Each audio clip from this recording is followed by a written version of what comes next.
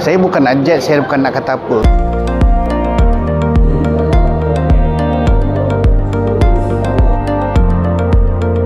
Saya mula ingat just ceramah solat biasa, tapi bila sampai ni dia praktik sekali. Lebih clear.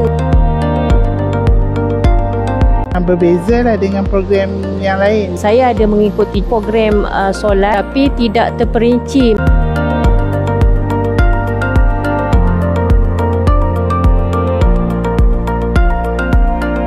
Dia ada sedikit fesi pegang macam mana nak tunjuk takbir yang betul.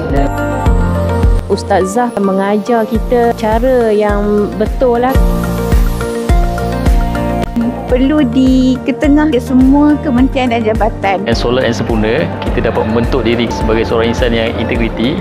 Dan untuk kita bekerja, insya-Allah mudah-mudahan kita tak terleka atau terlalai lara dengan pekerjaan kita.